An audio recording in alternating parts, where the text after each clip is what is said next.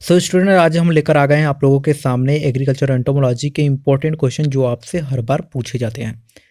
अगर आप BSc agriculture से पढ़ाई कर रहे हैं तो आपके एग्ज़ाम में ये सबसे ज़्यादा क्वेश्चन पूछे जा सकते हैं। तो चलिए बताते हैं। देखिए, अक्सर पूछा जाता है कि जॉन्स्टन आर्गन क्या होता है। अब इसको जानने से पहले जान लीजिए कि जॉन्स्टन आर्गन कहाँ प्रेजेंट होता है। तो सबसे पहले बता दूं, जो जॉन्स्टन आर्गन होता है वो प्रेजेंट होता है इंसेक्ट के एंटीनी में।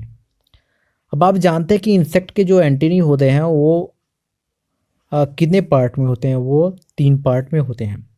तो उस पार्ट जो 3 पार्ट होते हैं उसमें एक पार्ट होता है पेडिसील की। अब पेडिसील का वर्क क्या होता है? पेडिसील पे होते हैं सेंसरी ऑर्गेन्स। जैसे ये इंसेक्ट की एंटीनी है, मान लो ये इंसेक्ट की एंटीनी है, ये इंसेक्ट की एंटीनी है, और इस इंसेक्ट के एंटीनी पे पाया जाता है पेडिसील पाया जाता है, जिसपे सेंसरी ऑर्गन हो जाता है, ये अपेंडेज होता है। मतलब इसके ऊपर हल्का हल्का कुछ संरचना पाए जाते हैं जिससे ये कैचिंग करता है इंसेक्ट को। तो कभी भी पूछा जाएगा जिन जॉन्स्टन ऑर्गन क्या होता है, तो आप बताएंगे कि इंसेक्ट के एंटनी में एक पार्ट होता है जिसे पेडिसील कहते हैं। इस पर संवेदक अंग पाए जाते हैं, मतलब सेंसरी ऑर्गन्स पाए जाते हैं, जो भोजन खोजने, खतरा पहचानने, गंध ज्ञान, मतलब बहुत सारे चीज़ों की जानकारी देती हैं इंसेक्ट को। तो ये प्रेजेंट होता है पेडिसील पे, इसलिए ये इंसेक्ट को जानकारी देते हैं। अब इस पर जो सेंसरी अपेंडेज होने के कारण, जो सेंसरी अपेंडेज पाए जाते हैं, उसके कारण इन्हें जॉन्स्टन ऑर्गन के नाम से जाना जाता है। चलिए नेक्स्ट पे चलते हैं। नेक्स्ट आपसे पूछा जाता है कि एंटीनी कितने प्रकार के होते हैं, या एंटीनी के कितने पार्ट होते हैं। प्रकार के पूछेंगे तो प्रकार के 14 से 16 के प्रकार के होते हैं, एंटीनी के भाग होते हैं। और पार्ट जो पूछा जाएगा उसके कितने पार्ट होते हैं, तो उसके पार्ट होते हैं 3 मुख्यतः होते हैं। पहला स्केप होता है, दूसरा पेडिसील होता है, और तीसरा फ्लेविलम होता है।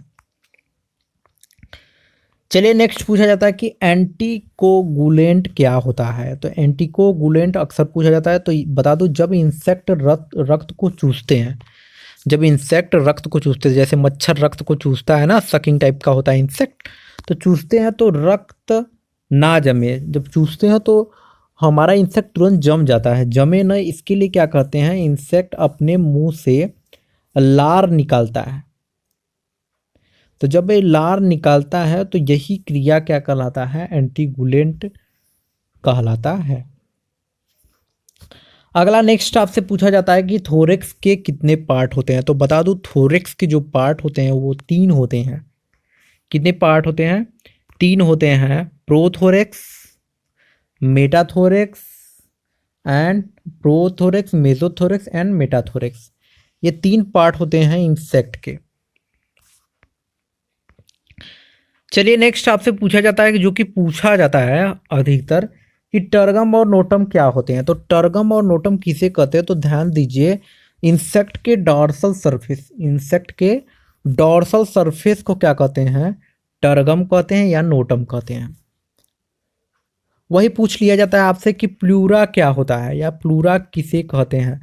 तो आपको बता दूं, प्लूरा किसे कहते हैं, तो इंसेक्ट के लेटरल साइड को क्या कहते हैं, प्लूरा कहते हैं।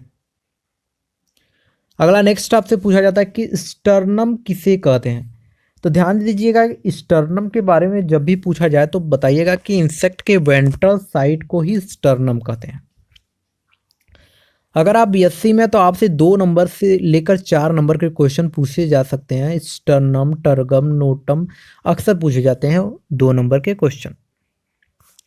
चलिए नेक्स्ट पे चलते हैं। पूछा जाता है कि एरोलियम क्या होता है।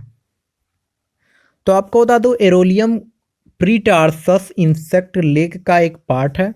देखिए, इंसेक्ट के जैसे ये लेग हो गए, और जब ये लेग होते हैं तो लास्ट का जो पार्ट होता है ऐसे ऐसे से लाइनिंग खींचा रहता है, ये लास्ट का, इसे प्रीटार्सस कहते हैं। अब यहाँ पे हल्का सा नुकीला नुकीला निकला रहता है ना, सुई के आकार के। तो ये जो सुई के आकार के रहते हैं, और इसके बीच में देखेंगे आप कि गद्दी की तरह एक सतह होती है जिसे हम कहते हैं एरोलियम। अब इसी गद्दी की सतह के पास एक और जोड़ी का, जैसे ऐसे ऐसे बना रहता है, एक और जोड़ी का क्लास के आगे ऐसे बना रहता है। मतलब कि जैसे ये पैर हो गया, जैसे आप देखेंगे कायदे से ठीक से देखेंगे तो नाखून पर रहते हैं, नाखून के गद्दी बना रहता है। तो जब गद्दी बना रहता है तो वही क्या होता है, दो मतलब जोड़ी में जो होता है उसे पुलविलाई कहते हैं। अब हमारे पास चित्र नहीं है, नहीं तो हम आपको चित्र के माध्यम से दिखा देते और समझा देते। और जैसा मैंने बताया, अगर आप देखेंगे इंसेक्ट को उठाएंगे, ग्रास हॉपर उठाएंगे तो उसके उसके जो ये प्रीटार्सस होते हैं जैसे इससे निकले रहते हैं प्रीटार्सस के बीच में, तो यहीं पे जो नुकीला रहता है इसी के बीच में यहाँ पे गद्दी की तरह होता है, तो वही होता है आपका एरोलियम और पुलविलाई। तो ध्यान दीजिए, ये नोट कर लीजिएगा कि प्रीटार्सस इंसेक्ट लेग का एक पार्ट है जिसके दो नखों के बीच में एक कोमल गद्दी की तरह सतह होती है जिसे एरोलियम कहते हैं, और एरोलियम के पास ही एक जोड़ी ऐसी ही गद्दियाँ होती हैं जिसे पुलविलाई कहते हैं। ये ध्यान दीजिएगा। अगर आप इंसेक्ट लेग के बारे में पढ़े होंगे तो आपको जरूर मालूम होगा कि प्रीटार्सस क्या होता है, और प्रीटार्सस के अंतर्गत ही एरोलियम और पुलविलाई होती हैं। चलिए नेक्स्ट पे चलते हैं। पूछा जाता है इम्पोडियम क्या होता है। अक्सर पूछा जाता है इम्पोडियम। ध्यान दीजिएगा, एरोलियम कभी कभी जो एरोलियम होता है, ऐसे मान लीजिए एरोलियम कभी कभी वो पतली सुई के आकार की हो जाती है।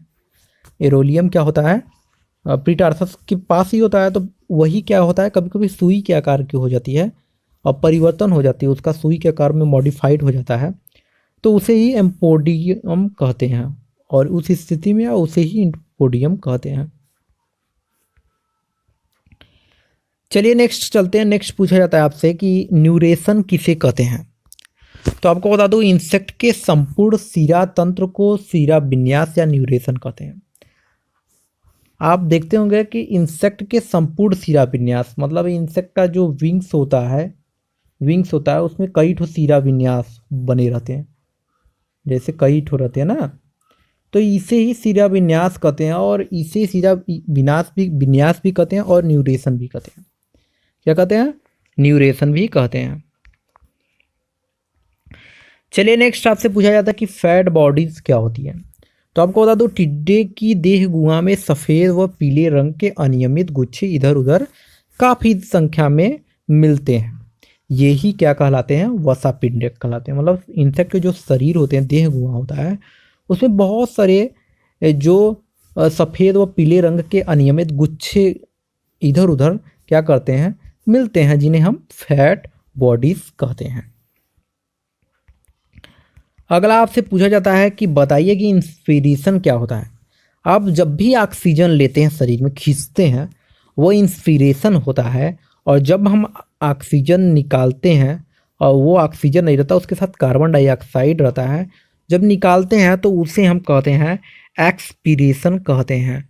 जैसा कि यहाँ पे दो हमने पॉइंट आपको दे दिया, अगर आप उसे ध्यान से देखेंगे, इंस्पिरेशन क्या होता है, ऑक्सीजन ग्रहण करने को इंस्पिरेशन कहते हैं। एक्सपीरेशन क्या होता है, कार्बन डाइऑक्साइड को बाहर निकालने को कहते हैं। अगला पूछा जाता है जुवेनाइल हार्मोन किससे उत्पन्न होता है। तो आपको बता दूं, कार्पोरा एलाटा होता है।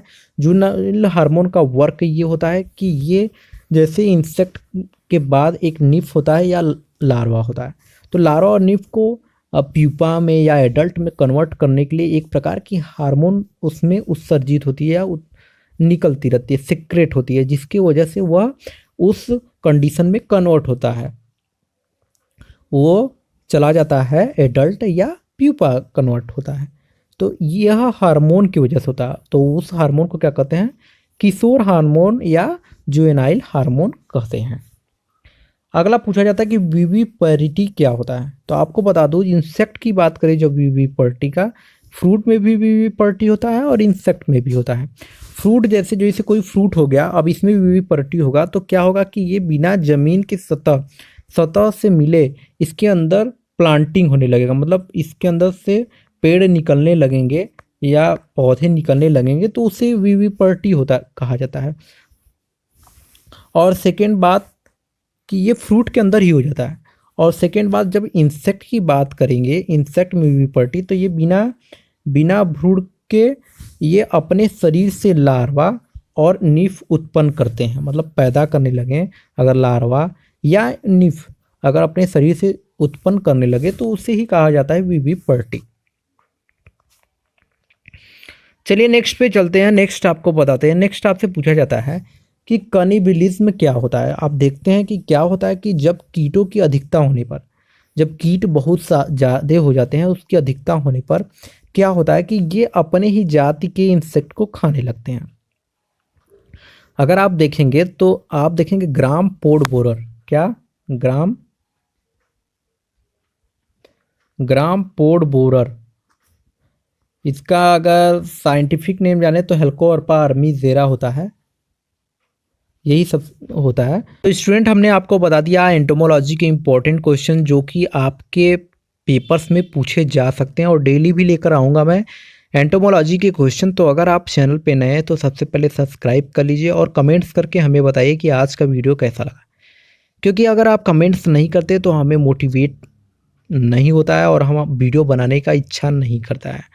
तो प्लीज़ कमेंट करके बताइए बीएससी एग्रीकल्चर से पढ़ने वाले स्टूडेंट और जिन्हें ये क्वेश्चन बहुत ही अच्छा लगा हो, क्योंकि आगे भी हम आपको क्वेश्चन प्रोवाइड कराएंगे, क्योंकि बीएससी थर्ड सेमेस्टर का पेपर शायद 15 तारीख को है, मिड पेपर है।